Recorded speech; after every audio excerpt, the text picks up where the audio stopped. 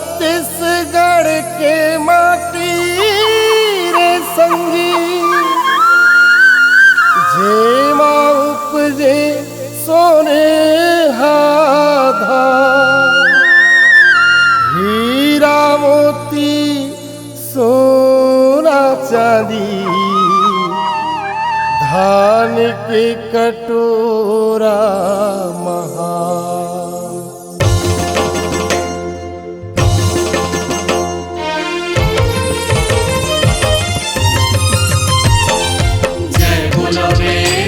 छत्तीसगढ़ के जय बोलो रे छत्तीसगढ़ के जय बोलो रे छत्तीसगढ़ के जय बोलो रे छत्तीसगढ़ के।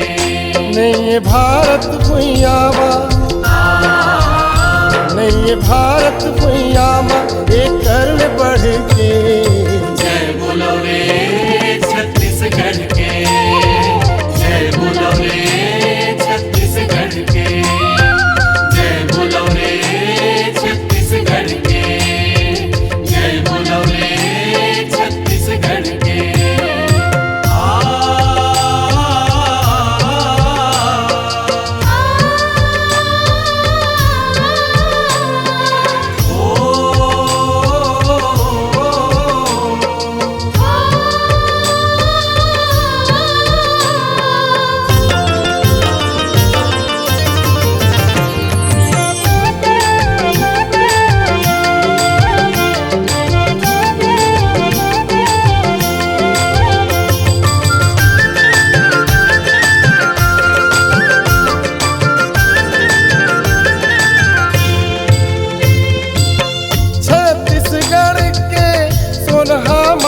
उपजे सुघरे धान ए धरती के मायारू बेटा झेला कैथेगा किसान ए माटी के सेवा बजाते ए माटी के सेवा बजाते खांध मनागर तू तारी धर के जय बोलो रे छत्तीसगढ़ के जय बोलो रे छत्तीसगढ़ के।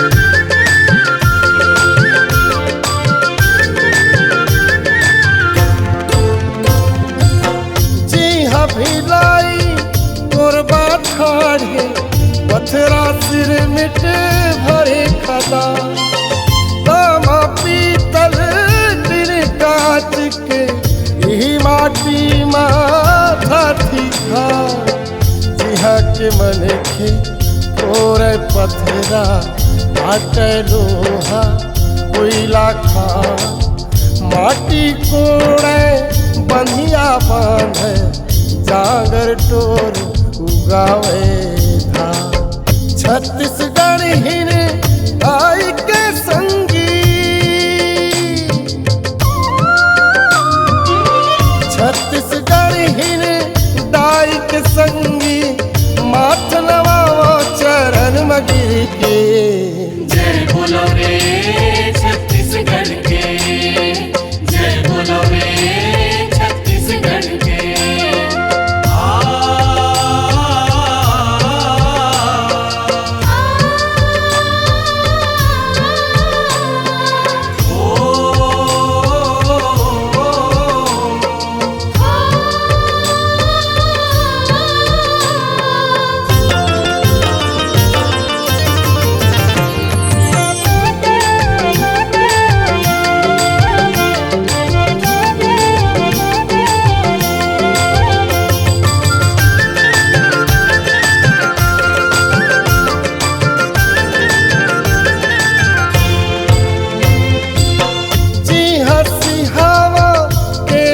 खाले निकले महानदी के धार।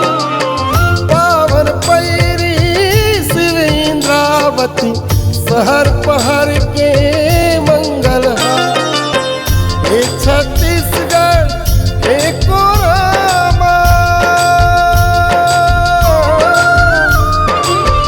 हे छत्तीसगढ़ के कोरामा, लोहा चांदी बरते गजर के।